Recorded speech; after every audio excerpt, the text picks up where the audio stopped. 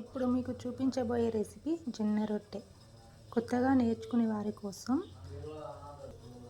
ముందుగా ఒక బేసన్ను తీసుకొని అందులో 2 కప్పుల జొన్న పిండిని తీసుకోవాలి. అలాగే స్టవ్ వెలిగించి ఒక బౌల్ తీసుకొని అందులో వాటర్ని ఈ విధంగా మరిగించుకోవాలి.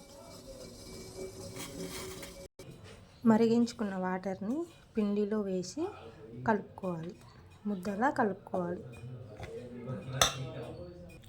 ఈ విధంగా కలుపుకొని ఇప్పుడు దీన్ని ఒక రౌండ్ బాల్లా చుట్టుకోవాలి. ఈ విధంగా చేసుకోవాలి. తర్వాత ఒక పీట తీసుకొని దానిపై పిండి చల్లుకొని ఈ ముద్దను పెట్టుకొని రొట్టెలా ఒత్తుకోవాలి.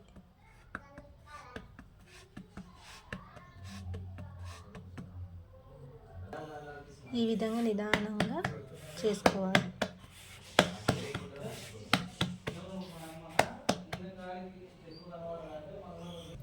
ఈ విధంగా చేసుకున్న తర్వాత స్టవ్ వెలిగించి పెంకు పెట్టుకొని దానిపై రొట్టెను వేసుకోవాలి.